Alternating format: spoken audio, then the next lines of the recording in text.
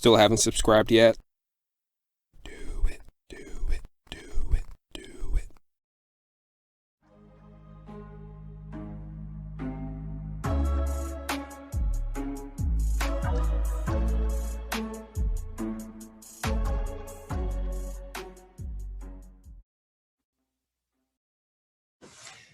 Well, hello, everybody, to the latest episode of the A Few of My Favorite Things podcast.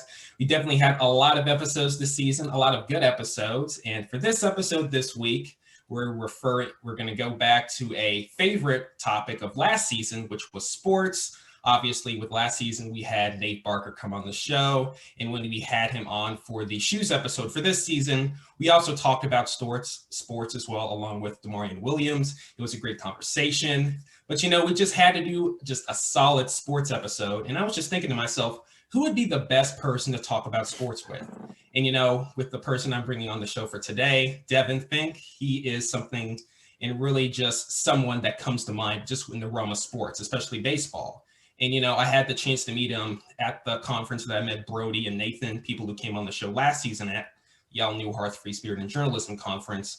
Really enjoyed that conference, really enjoyed meeting Devan for the first time. And I've just been mesmerized by his work and all that he's done since 2018 and even before 2018, as I've also discovered, just through research and just looking at his stuff as well. And I am so pleased to have him on the show for today. And I know you will enjoy him just as much as I have over the years. So Devan, how are you doing today?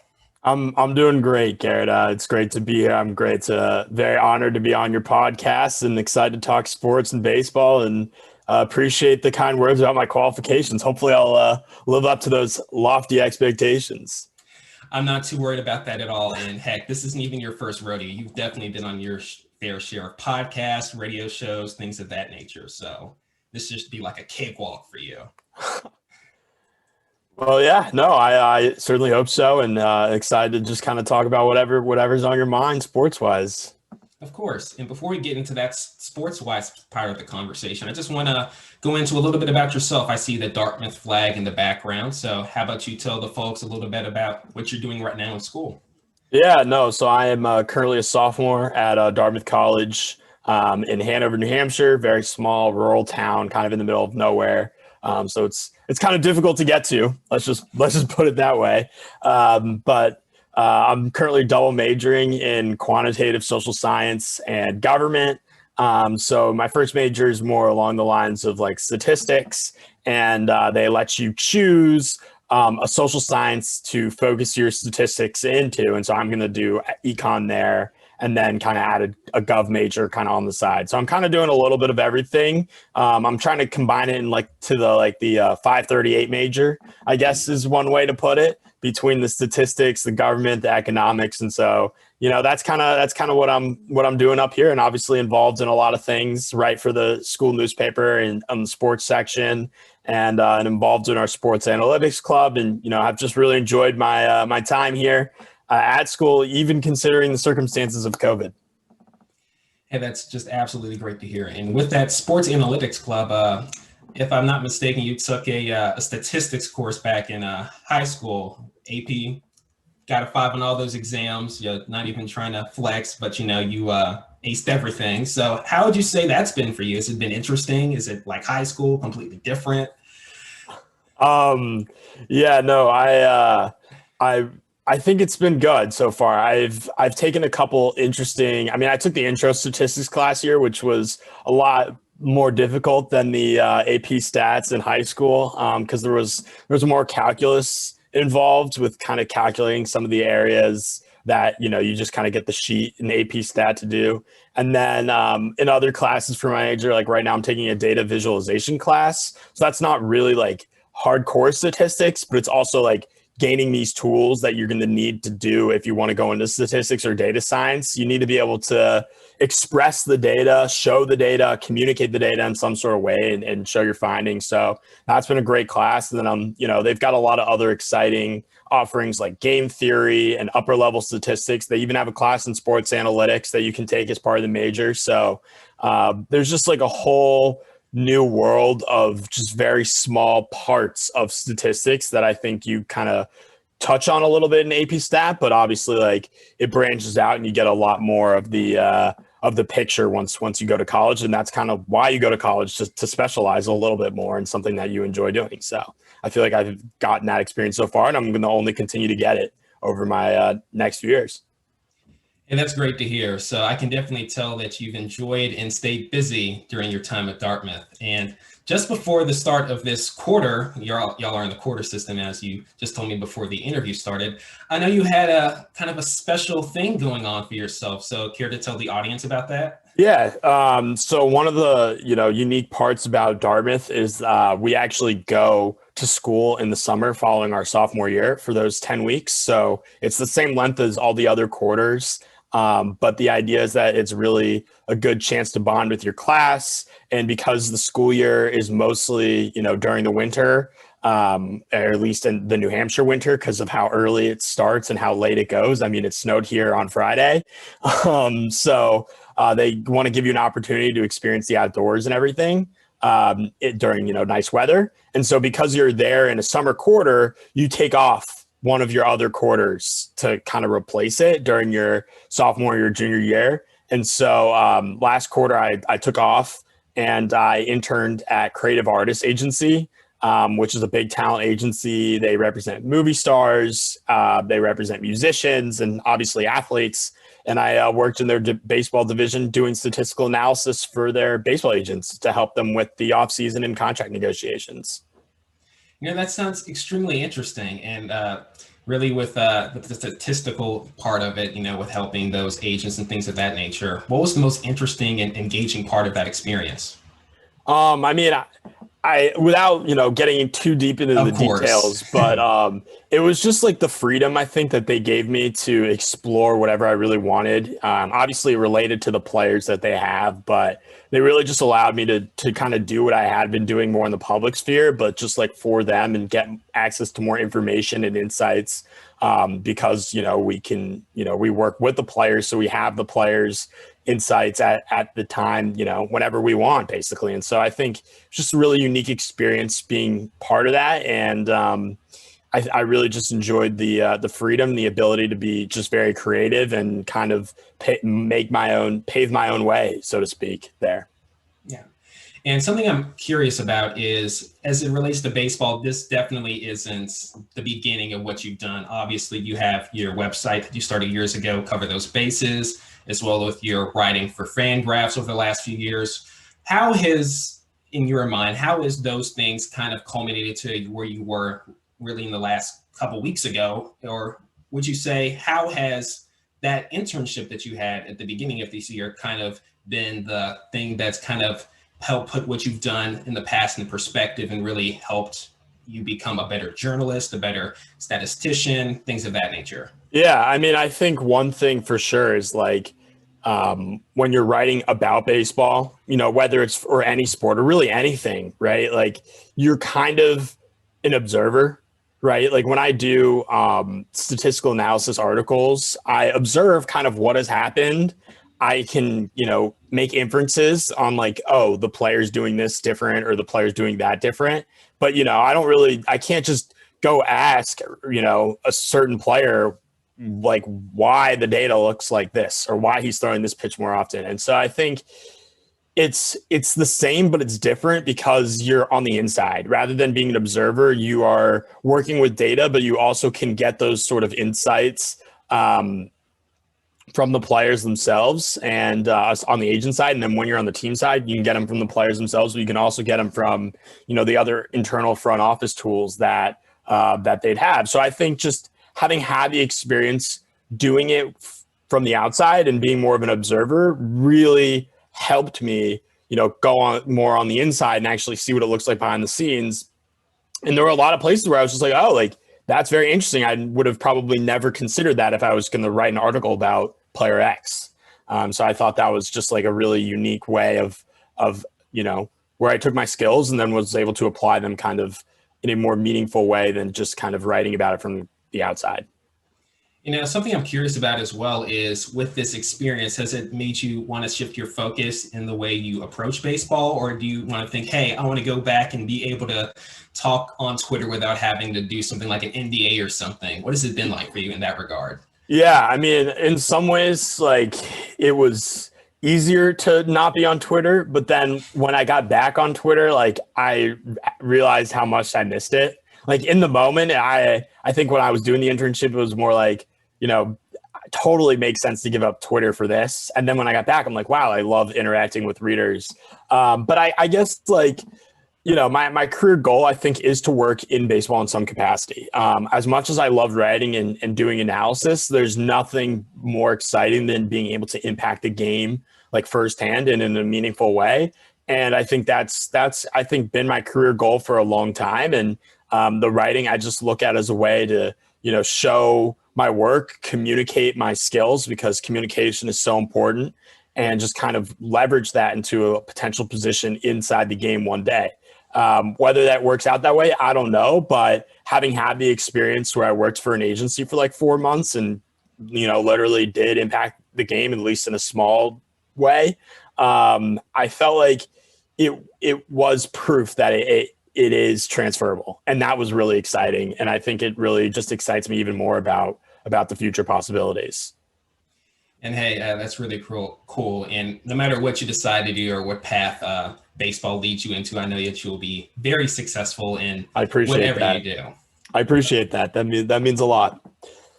Of course. And, going back on the topic of Twitter, you're not just some guy ranting on Twitter. What I've noticed is you have over 20,000 subscribers, and that might not seem like a lot compared to some of the big guys, but you have more followers than many professional journalists. And of course, you are a professional journalist. I'm not trying to insinuate otherwise, but you're also in college. So. No, it's not my job. No, it's not my job. I'm not a professional journalist. It's a side thing for me. So that's totally fine.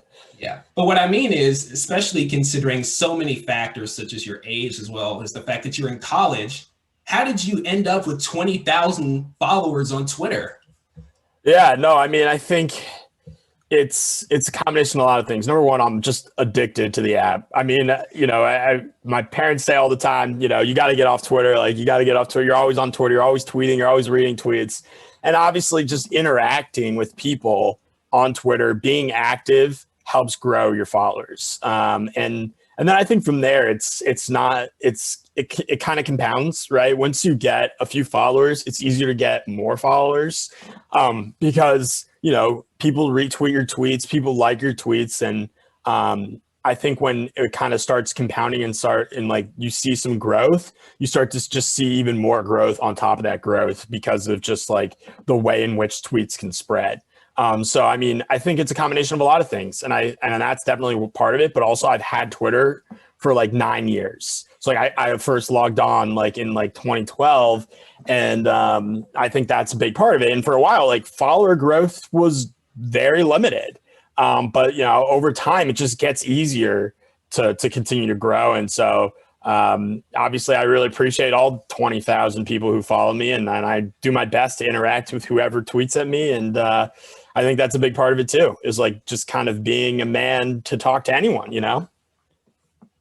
Yeah, Ben, that is something that is also just very admirable as well. And, something that I want to ask you about is, what would you say as it relates to just as a person who writes about baseball, talks about baseball, what was that moment that you feel like kind of was the thing that kind of put you on the map? Now, I think I know the answer to this, but I want to hear it from you. When do you think that happened? Yeah, so I kind of make the joke that I peaked at 13 because I think that's kind of what happened. So my career like goal has shifted a little bit. Like, long story short, like originally I really did think I wanted to be a baseball reporter. Like, I wanted to be Ken Rosenthal. And so part of being a baseball reporter is like getting sources and like breaking sports news. And so at the beginning I was like, I can do this. Like, why not? And so I basically, when I was very young, like even younger than I probably should have been, I started just kind of reaching out to different people on Twitter who were working inside the game. A lot of them are inside the game that were on Twitter, and started emailing, team executives and stuff. And I actually got a surprisingly high response rate building out my network as a 13-year-old or a 12-year-old or whatever it was. And I think a lot of them were just like, oh, look, there's this 12-year-old blogger. Like, I'll just talk to him and kind of give him some advice or whatever. Because by that point I had been running the site for a while and like clearly was consistently posting. And so for whatever reason, like I got pretty close with a couple of people who worked inside the game. And so one day, you know, I just got a tip from one of these people that was like, hey, Billy Butler's close to signing with the Athletics. And so I was just like, all right, like this has not been reported. This is like breaking news. Like Billy Butler at the time was like still good. And so I was just like, all right, like what do I do with this? And so I tweeted it out. You know, I asked him, you know, is it fine to report? Like, is this on record? And he was like, yeah, it is. You can report it. Just obviously don't let it get back to me. And so I was like, all right, fine. So I tweeted it out and I was like, you know, I've been told sources say that Billy Butler's close to signing with the Oakland Athletics. And so for a day, it was like radio silence. So it was like the tweet got a few retweets or whatever. I think I had like 1,000 followers. And so like nothing happened. And I was just like, this is lame. Like, I must have just been like fed fake info to just see if I was like gullible and would tweet it out. People were responding to me. It's like, oh, is this real and whatever. But I like genuinely believed, like I knew this person would know this information and like he was close and I just couldn't really like fathom why that he would just like do me like this. So what I did is I tweeted at Ken Rosenthal himself. I said, hey, can I get your email address? There's a question I'd like to ask you. And he's like, I'm not going to give you my email address, but I will follow you back temporarily for, you know, so you can DM me. And I'm like, all right, that's pretty cool. So he follows me back and I say like, hi Ken, like, you know, I tweeted this out yesterday and it hasn't really been picked up by anything. Like what can you do? Or like basically just kind of just get told him my situation. He's like, all right, so like I can check with a few people and, you know, I'll see if it's true. And it was still early in the off season. I don't think he was that busy. And so he was like, you know, I'll do that. And if it's true, I'll give you credit and cite you. Does that sound good to you? And I said, yes, it sounds good to me. And I said, also like, if it does come true, if it is true, I want to tell you like one other thing. And he's like, sure. Like, that's fine. I will follow, you know, let you tell me whatever you want to tell me. And so then he unfollows me. And a couple hours later, he sends his tweet. My handle was still at Cover Those Bases. It was at Cover Those Bases.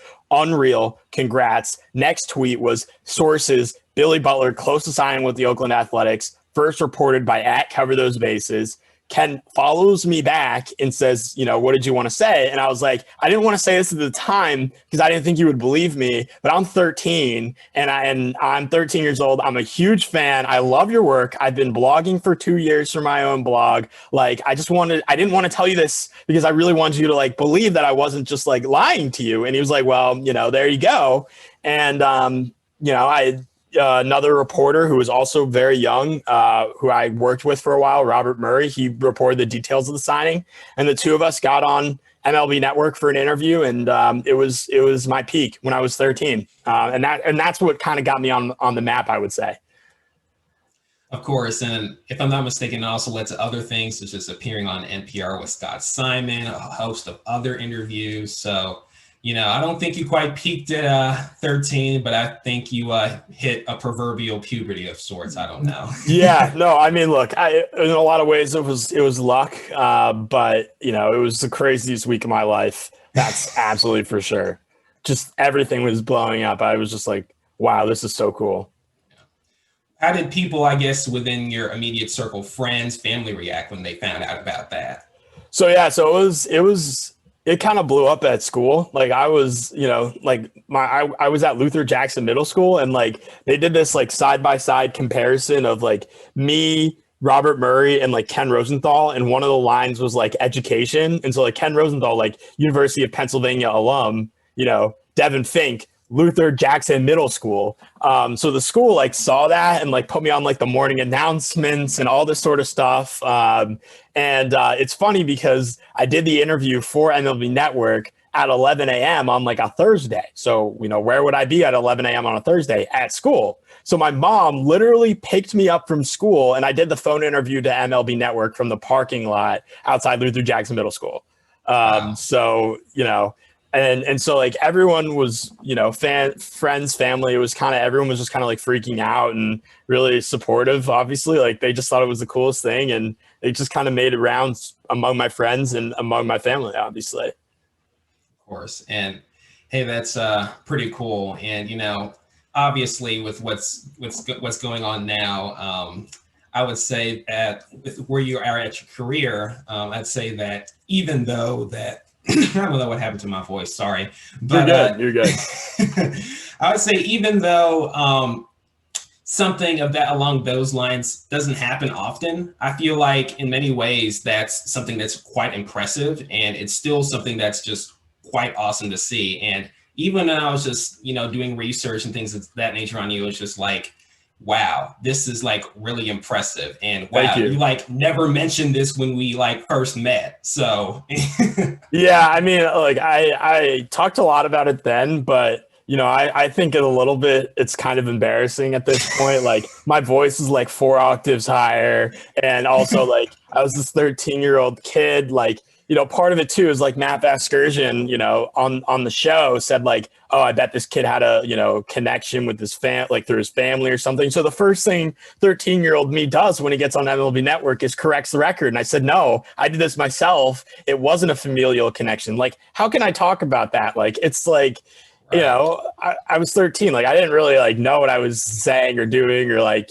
politeness or anything like that. It was just kind of a spur of the moment thing. But like when I do occasionally show people that now, it's just like so funny to think that like I said that and like my voice was that high and things like that. So, it kind of is what it is at this point, right? It's just there. It's just on YouTube. It's just there. And so, it's just funny and something to laugh at a little bit. Very, very true. And I guess kind of shifting to now, where do you see yourself in a position of, you're on working with the newspaper at Dartmouth, you're still working at FanGraphs as well. Where do you see what everything that's kind of happened, whether it be with that thing with, breaking the Billy Butler story or with your last internship, how do you think that's culminated into the writer and just professional, even though you don't like using that word, professional you are now? I mean, I think all of it has been great experience. I first started writing for my school newspaper when I was in like 7th grade in middle school. And I wrote sports columns and, the school newspaper for me has always been like a nice supplement to like my sports writing. In middle school, I did only exclusively sports, so I guess not really a supplement. And now I do exclusively Dartmouth sports. So that wasn't really a supplement, but especially in high school, I took on other roles. I wrote about politics. I wrote about other things, and I really gained an appreciation for like being able to communicate difficult topics succinctly and, in a way that a lot of people can understand. Like, I don't even know how I got this through, but when I was in high school, I got us to publish an article as our like main front page story about gerrymandering. And I wrote this whole like, explanation piece about gerrymandering where I interviewed like people in the state who were working to kind of, get an independent commission to, draw our lines and stuff like that. So I would say like everything I do like has a role in sort of, my development to the sort of person that I've become and this person that I want to be. And a lot of the emphasis I put on throughout my life is being a good communicator. I think it's something I really enjoy. I really like public speaking. I really like writing. I love doing things like this, just, kind of talking.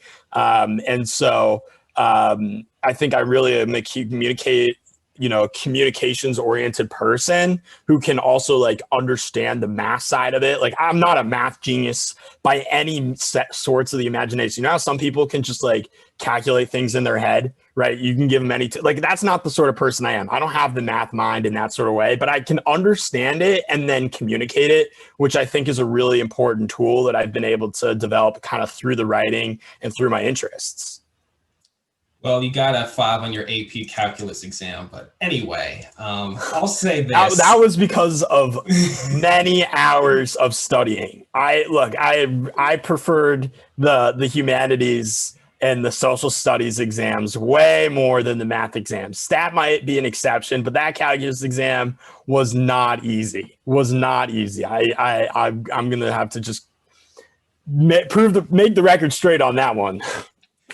Well, that's true. And it's not easy to get a 5 on the calculus exam, but it's also not easy to get a 5 on every AP exam you take either. So, It was a lot of studying. Of course. Now, if you're watching this on YouTube, you obviously know that the podcast is on YouTube.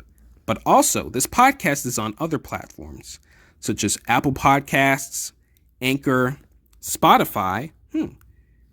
This wise and prudent soul has subscribed to the podcast via A Few of My Favorite Things podcast by Garrett Grove on Spotify. But it's also on Google Podcast. Oh, what? Person B hasn't subscribed? Well, that's pretty easy. Person B just did. And if you have not already, please do so as well. You will not regret it. I promise. Now, if you excuse me, Person B is about to listen to an old episode. Back to the show. Now, I'll be honest with you. If you listen to my sports podcast, really from last season, we talked about baseball. We talked about baseball for 5 minutes because, honest to goodness, I don't know anything about baseball. It's not that I don't like the sport. It's just that I just never got too into it. However, I've always appreciated people who have loved the game, gotten interacted, and really just played the game, as well as people who just cover it well. And, that was a huge reason why I wanted to bring you on the show for today, because obviously you were extremely passionate about baseball. You are extremely passionate about writing about it, talking with people about it, looking at players, doing an entire internship centered around it. So I knew that you would be the perfect person for that. And of course, I might be exposed by what I don't know, but don't worry. You're good. But I just want to see, just in your mindset, in your viewpoint, what do you think of the MLB season right now? What do you think of what's going on in just baseball in general? Look, it's early in the season. So unlike a lot of other sports, it's just difficult because, you just have situations where you can't really write about players early in the season, right? If a guy's hitting 500, he's not going to hit 500 for the season. So you can't really draw a lot of conclusions this soon into the year, and even team wide, right? I think the Yankees have the worst record in the American League as of the recording of this podcast. That's not going to be the case at the end of the season. And so a lot of the first few weeks of baseball is just kind of feeling it out, seeing who looks good, seeing who doesn't, and then kind of just going from there. And I think that's kind of where I'll kind of in a just let's enjoy the first month, and then starting May, break it down and really see what's going on. And but even with that said, the Dodgers are 11-2, and they might legitimately, set the wins record, win 117 games this season. So, and they just won the World Series. We know certain things, right? We know the Dodgers are gonna be good this year. We know the Dodgers are gonna make the playoffs this year, and they've played exceptionally well through 13 games. But on the other hand, it's 13 games. So maybe they'll lose 5 of their next 6. Who knows? I guess it's a marathon, not a sprint, right? It is. And honestly, when you say that, you're not into baseball, and look, a lot of people I would say among our generation aren't into it, but I think one of the beauties of it is it's just something that's with you every day, right? I put on a game every single, and I'm crazy, right? I watch no matter really what team it is, I just watch whatever. But it's a very regionalized sport. I know you're from Mississippi. I think you'd probably be a Braves guy if you were into it. And so for you could just in the background every night just have the Braves game on while you're doing homework or whatever. You don't have to be hyper focused on the game when you're watching. It doesn't have to be something that's need to watch football where you only have 16 opportunities to watch your team. It's just nice background noise. It's nice just to have something to follow every day. And that's the beauty of the marathon, really. So I guess for you, in many ways, baseball is also meditative as well. Yeah, when I just sit down to do some homework at night, I'll put the game on and just kind of have it in the background. And if you have the announcers on, they will change their voice inflections if something exciting is happening, and then you look over, right? But you don't need to watch every pitch. You don't need to really watch every at bat, and that's, I think, the beauty of the sport. And it's also the part of the sport that gets criticized the most. It's too slow, but that's kind of the point, right? Every game is very unimportant, But like every series and every week and every month, you start putting games together and it becomes a lot more important. And I love the beauty of that. And I love the beauty of like, if you root for a team and the team loses, they have a game the next day and they win and you forget that they lost last night. It's like awesome.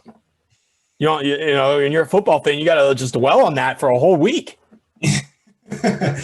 I guess that's very true indeed. And, I know you were just mentioning just the MLB team. You assumed that I was a Braves fan, but it was a guess. I don't know. if you had to pick a team, where would your fandom lie? Something I've historically, I guess, aligned myself with was it makes no geographic sense, but I'd probably say the Yankees. And okay. I really can't tell you many other players besides Derek Jeter and Babe Ruth. I know that's horrible, but what I want to ask you, sure. What I want to ask you is, who is your team? So, I mean, I'm a Phillies fan. So, I mean, like I grew up a Phillies fan and my mom's side of the family is all from Philadelphia. And, baseball, I feel like is something that like a lot of people get from their grandfathers. And so he and I bonded over the Phillies when I was really little. They won the World Series when I was 7. So that was obviously a very like impactful moment, getting to run around the house screaming that the Phillies just won the World Series. And so that team was, the best. And I got really into it from there. And so, the Phillies always have a soft spot. I try and be objective on Twitter and I try and be objective in my writing and make sure that I don't really tweet more about the Phillies, even though I might be watching their games more than they're proportion or whatever. But yeah, I mean, they still have a soft spot in my heart, but they have not made the playoffs since I was 10. So it's kind of been a tough go at it the last few years, last decade, really. I'm 20 now. It's just insane. It's been a decade. So, yeah, that's certainly one way to put it. But, I wanted to get to this, and I know you mentioned your grandfather. And when I was listening to your interview with Scott Simon, I noticed you mentioned your grandfather, and a big inspiration for why you really kept up Cover Those Bases was you said that it was a way for you to really communicate with your grandfather, who unfortunately passed. And I really found that just really inspirational and really beautiful. And so, go ahead. No, I was just gonna say, look, I mean, he had a really big impact on my life from when I was like very little. And, baseball was his thing. He would tell me stories of when he would sneak into games. I mean, you can't do that anymore, but he would sneak into games, and he would also listen to the Phillies like on his transistor radio in his back pocket and just all these sort of things. And so, it just so happened that it kind of aligned that when I was first getting into sports and very little, that the Phillies were like the baseball's juggernaut. And so it made sense. And then, for a few years, he and my grandmother would take me and my brother up to their house in Philly for a weekend. And we'd always go to a Phillies game. So we went to a game a year in Philly with him and my grandma, who's since restarted that tradition now that we're older and can, she doesn't need both her and my grandfather to watch me and my brother. And yeah, no, I mean, he had a huge impact on my life. And I remember like in 2009, 2010, 2011, if the Phillies would do something like, if someone hit a grand slam, I would just pick up the phone and call him and I would talk to him about it. Wow. And so that sort of stuff. And so I would say that a lot of, my entire baseball fandom is because of him. So, I mean, I think all of my writing and everything I've done has spurred out of my fandom. And so I think that's definitely just like he's had a big role in my life ever since he passed when I was in like 5th grade. Wow. And, when I heard that for the first time on the NPR and the second time, it was still just as impactful. And honestly, man, that's really beautiful. That really is something that is very inspirational. It really is. I appreciate that. Yeah. I mean, it's just kind of happened that way. I mean, it wasn't like one day I woke up and was like going to start a blog to honor him. It was more like, I don't want to keep talking about baseball. The outlet that I had, I unfortunately don't have anymore. And so I'm just going to, start writing about it. And it's kind of ended up just naturally happening that way. And it's definitely inspirational. And, I guess with life in general, the way things happen, I guess nothing is intentionally by design. It just kind of works out that way. I mean, for instance, with this podcast, this started off as a school assignment that the podcast episodes were only supposed to be like 2 to 3 minutes long. The first episode was over 20 minutes long. But anyway, I had a lot of fun with that, and it just kind of grew from there. And something that I've always enjoyed was just talking with people. That's why the episodes were too darn tootin' long. Right. Went way No, over I'm the with you. thing. And it's just, I've always just enjoyed just dialogue with people and getting to hear their stories, their viewpoints, their perspectives. And just what you said right there and what you really talked about through the entire episode, that's why I do this. That's beautiful. That's really insightful. And I just love having conversations like this. And, you know, obviously I have 15, 16 subscribers on YouTube, even less on the podcast platforms, but that's not really the point. I enjoy the conversations. They need to happen. Right. And it's really beautiful to just see where they go each and every time. And honestly, this isn't the end of the conversation, but I also just want to put this in perspective. No, Obviously, I'm with you. Obviously, Go ahead. Sorry. Zoom is tough. Go ahead. I know. And obviously with talking about your grandfather, that obviously brings up emotion, and that can bring up some things that can cause people to tear up.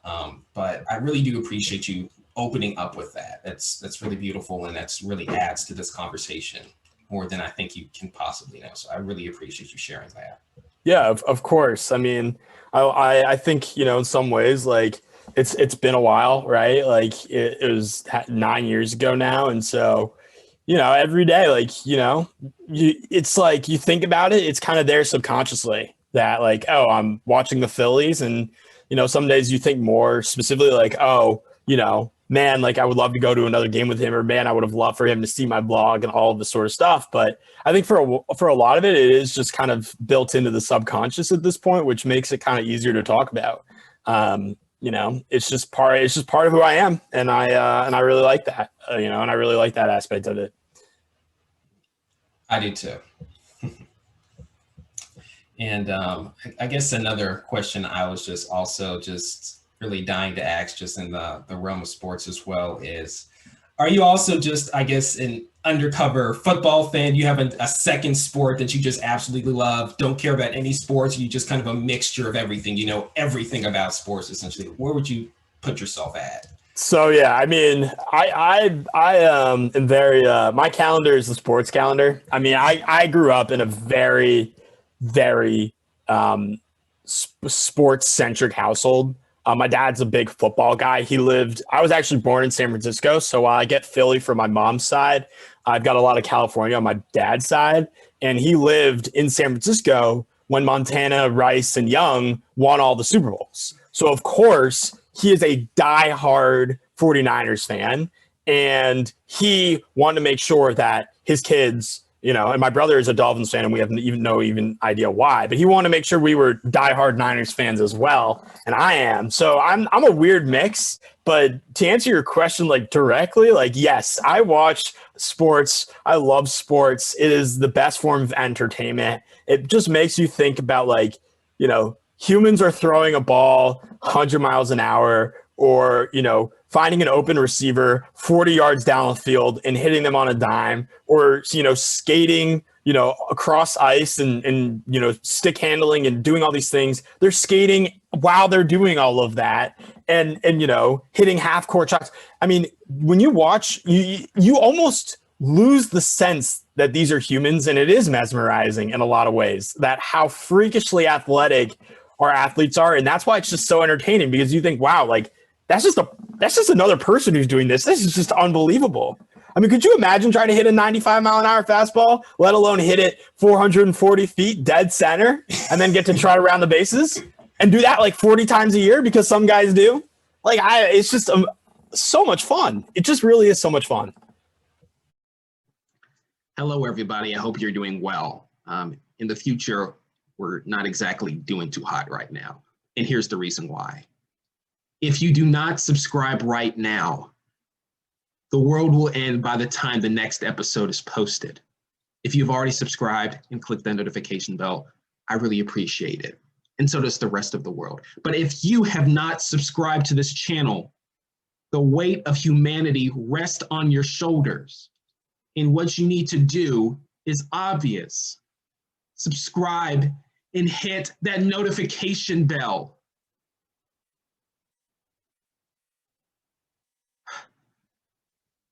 Why are you still not doing anything?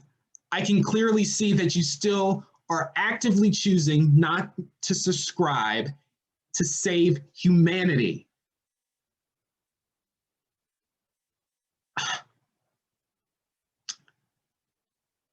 People like you are what's wrong with the world. But I'll leave you to your conscience in choosing not to subscribe to save humanity. Back to the episode. This doesn't have to be baseball, it can be really anything. What would you say is that sports moment, whether it happened yesterday or 10 years ago, that just made you say, wow? No matter if it was an individual player, a team, what was that moment for you? I mean, you know, I've been asked like a question similar to this a lot, and it's weird because I want to separate out the things that I've like seen in person versus the things I've like watched on TV, because I feel like having been to a game and seeing something in person is just much different experience. So one of the coolest things I've ever seen, like at a sporting event, like ever, just like on a regular season game, was I saw an Ovechkin hat trick. And so, you know, he's known for, you know, scoring a ton of goals. And he has like 20 hat tricks in his career. And like, that's a lot, but that also means he's only done it like 20 times in his career, where he's played like, you know, 15 seasons in the NHL. And not only did I see an Ovechkin hat trick, I was at the only game in Caps history where Ovechkin had a hat trick and they lost, because someone else on the other team also had a hat trick and they lost 7-6. Craziest hockey game I've ever seen. Dueling hat tricks. It was just unbelievable. Like and though the Caps lost, like it was probably the coolest thing I've ever seen, like just live and in person. Very interesting. And what would you say was the coolest thing you saw on television? I mean, I think the championships, right? I mean, the championships always make you go, wow. And those are the ones that you're never going to forget those nights. I was spoiled, obviously, for the Phillies. Like in 2008, I didn't even have a Philly shirt. Like there's pictures of me the night the Phillies won the World Series. I'm just wearing a generic baseball shirt. Like I really got into the Phillies in the 2009 season. So, you know, it wasn't like all of my family members who had been waiting decades for the championship. Like it was just so much sweeter for them than it was for me. It was just like, wow, they won. So I really also, going back to hockey, right? The Caps, when they won in 2019, when they won the Stanley Cup, because I had been a Caps 6, 7, 8 years and watched them like choke all of these playoff series away. That was one of the sweetest sports moments, one of the most sports moments where I'm like, wow, I can't believe they actually won, because of just all the heartbreak and everything we've experienced. So that makes me just think, like, the next time the Phillies win the World Series, it's going to feel that much sweeter, and it's going to feel that much like, you know, you're going to experience why you love being a sports fan that much more. And so I think, you know, it's weird to have two hockey examples for a baseball guy, but you know, I think they're very valid choices personally, like given that most of my teams don't really win, and when they do win, it's just, you know, awesome. Yeah. It's a good thing. It would be bad if you were a bandwagon fan. That would be absolutely horrible. So. I have to stay loyal. I've watched 10 seasons of losing Phillies baseball, but it'll make the next World Series all the more sweet if I'm still a fan. But, you know, maybe that'll happen and I'm working in baseball and I can't root for them. I have to root for the team that I'm working for. Who knows, right? Who knows what the future is going to bring? Of course. And I guess I have just two more questions. But the first question I want to ask is, obviously, with the course of this conversation and really just in the past, I would say that I've slowly started to try to become more acquainted with baseball. Granted, you cannot become an expert in a week. I tried. I failed miserably. But what I will say is it is an interesting sport, but something that I've kind of had a roadblock on is just understanding the statistics. I don't know where to begin. I don't know where to start. And I guess the question I want to ask for you is, What is the approach that you would suggest for someone trying to get into baseball, really any other sport, and they're trying to learn the lingo, trying to learn the players, things of that nature? What would you say is the best thing to do in that regard? Yeah, I mean, I think so. It's an interesting question because there's a lot of different ways you can take your fandom. You can be like a general fan, right, and just appreciate, the home runs, RBIs, runs scored, those sort of stats. You can also like want to really dive into like evaluating, okay, how good is this player actually, right? Like RBIs are very dependent on your team, right? Because you're going to get more RBIs if the other hitters in your team's lineup are also good and are also getting on base. So you can be on a team that just absolutely sucks, and you can be a really good hitter, but might not get a lot of RBIs.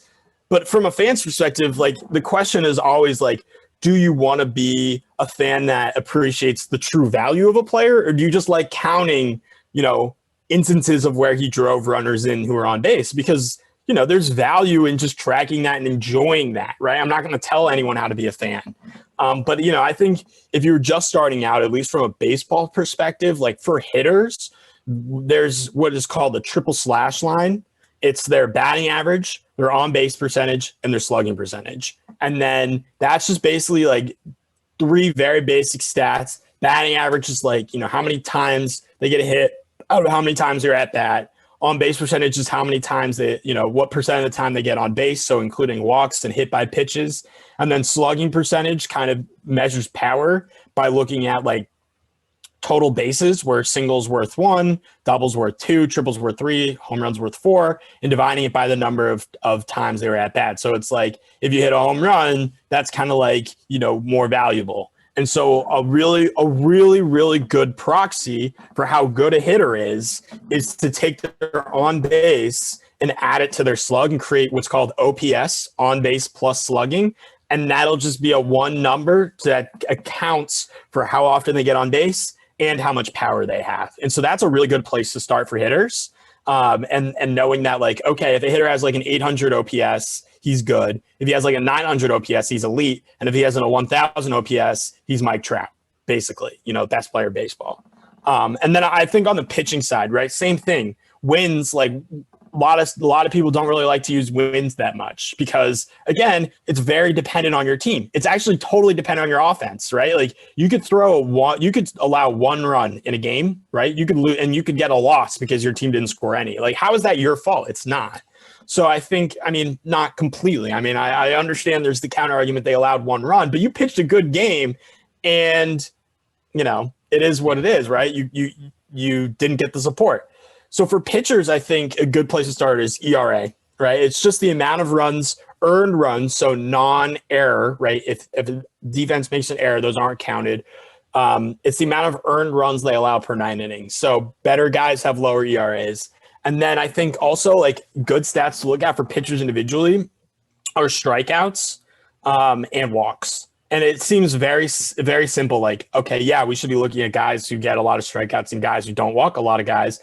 But those actually are two of the most important outcomes for any pitcher because they're completely independent of the defense behind them, right? You could allow a smoked ball to the outfield, but if it's caught by your outfielder, no one will ever know. But like that was completely dependent on your defense because maybe you had a different outfielder there or maybe the wind was affecting it and like it goes in for a double and you allow 3 runs. You don't know. So strikeouts and walks are completely independent of your defense. And so that's why those are really good ways to measure the value and how good a pitcher actually is. So that's where I would start. That's very interesting. And, I guess with 2 things in that regard, what I've noticed about baseball is it's more complicated than say something like football, because with baseball, you implement sometimes several pitchers into the game. You implement people to start and it's like, there's people who are like specifically drafted for those purposes. And I just found it interesting because with football, it's just like you basically have one quarterback either goes off, either A, it's a blowout, they don't want him to get injured, or B, like he has a bad game. But it's more complicated with baseball. And then sometimes, though you probably don't want to usually do this with baseball, the pitcher can sometimes bat, even though, again, that's not necessarily what you want. And also, you see how players can also do offense and defense. With the shortstop who just went to the Mets, Francisco Lindor. Yeah. Lindor. He's like an amazing shortstop, but he's also an amazing hitter as well. Right. And it's so interesting with baseball how you can see the offense and the defensive lines kind of intermingle. And if it's a good combination, that's a lethal player. Right. No, and the thing is there's a lot of ways to be good, right? Like you can be an elite hitter and a really bad defender, but that's still good, right? If you're an elite hitter and a really bad defender, you can also just be like a good hitter and a good defender, and you might actually be better than that elite hitter and really bad defender. And so that's kind of when you start getting into those more value metrics like WAR, that accounts for those things. But that's when it starts getting more complicated as far as the statistics go. Yeah. And I like how you also mentioned to just keep it simple, because going back to football, something that's also just a really controversial statistic is QBR, because there's so many different variables that can go into that. Just because you have go ahead. And ESPN doesn't even make their statistic like public. Like we don't even know how it's calculated. Yeah. Skip Bayless quotes it all the time, but you need to understand there's so many things that can go into it. Just because you had a high QBR doesn't mean you had a good game, or a low QBR doesn't mean you had a horrible game. It's complicated. And like you said, there's no way you can quite verify how the statistic is counted, because there's so many, unclear factors that go into that. And that's one of the benefits about baseball. A lot of it is open source and public. Calculations for WAR are published. Most of the data, honestly, is all public and available for anyone to use. And so that's one of the huge benefits to doing analysis in baseball specifically. Yeah. Would you say that's something that also appealed to you, not only just with your own analysis with baseball, but also why you went into that internship with CAA, the numbers game, essentially? Yeah, no, I love looking at the numbers, and I love doing the analysis. And there's so much data with baseball that's public, and I'm very grateful that MLB makes a lot of it public. And yeah, I mean, I think the numbers game, and I kind of want to just like analyze a lot of that, but also recognize that these are humans who are playing the game, and it can't all be just done on numbers, and you got to have to strike a balance. Of course, that makes complete sense. And, as we approach the end of the interview, something I'd like to always ask everyone I bring on the show is, what do you want to focus on? It can be something we've already talked about. It can be something completely different than baseball or sports in general. Is there anything that you feel like needs to be talked about, or anything that comes to mind for you? You know what I mean? In terms of like something we haven't discussed and I'd want to add? Right, because oftentimes I know the name of the podcast is A Few of My Favorite Things, but I also value different perspectives. Obviously know that you're just more than a baseball writer. You do a whole bunch of different things. And I also want to get this opportunity right now to just give you a platform to talk about something. It can be related to baseball, but it can also be related to something completely different. So I just wanted to give you that opportunity now. Yeah, no, I first really enjoyed coming on. Like I always love, reconnecting with people who I met at certain conferences, and I hope things are going well with you. And I don't know if you are still interested in going into the journalism path, but it's really admirable career, and just wanted to note that, and also just note that I'm just kind of excited for this pandemic to end. That's one of my favorite things, honestly, is getting back to some social interaction in real person and all that sort of stuff. And it feels close to the end. I mean, it's obviously not over. We are seeing spikes, and I obsessively track that, unfortunately, because I just am always curious what the situation is here. And I think that's gonna be one of my favorite things is when this nightmare of a year is finally over, and we can get back to doing real things in person again. And yeah, I think that's kind of just what's been on my mind right now. What I wanted to add, and I'm just excited to no longer have to do everything on Zoom. When Zoom becomes a tool and not your life, that will be one of my favorite things. I second that. And ladies and gentlemen, Devan Fink, thank you so much for coming on the show and just gracing us with your presence. It is much appreciated. It really is. Of course. And thank you so much for having me. I love doing stuff like this, love reconnecting with people. And, just hope all is going well. And, anytime you want to talk baseball, if you get into the Yankees a lot this season and want to ask questions or have me back on and I can give you some hard-hitting analysis, would love to do so. Sounds like a plan. And again, thank you so much. Of course. Thank you so much for tuning in to the latest episode of the podcast. It is appreciated as always. I enjoyed having this conversation with Devan. It's just another great conversation to the many great conversations that I have had with individuals this season and will continue to have for this season, the next season, world without end, amen. So I want to just say thank you so much for tuning in. It is extremely appreciated. And if you have not subscribed, please subscribe now. You will not regret it. And as always, stay prosperous. Here is a preview for the next episode. Ta-da! I had grown up my whole life before that point, knowing all about who Jesus was, but I didn't ever meet him until I needed him more than anything, until I recognized how much I needed him more than anything. And so the one thing I would say to you guys to take away more than that is my life isn't possible without a personal relationship with Jesus. As crazy as that sounds, it's what he wants for us. That's what the Christian life is all about. It's not about following the rules or doing right and wrong. It's I'm in love with this God of the universe who, crazy enough, died for me. I'm madly in love with him because he loved me first.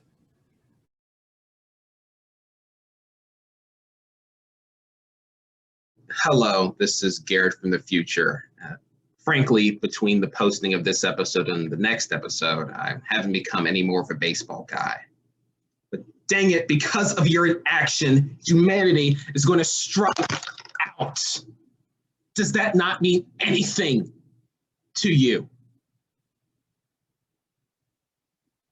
Because of your inaction to subscribe and hit that notification bell, humanity will be no longer ringing any bells. I can't anymore. I'm done. Goodbye.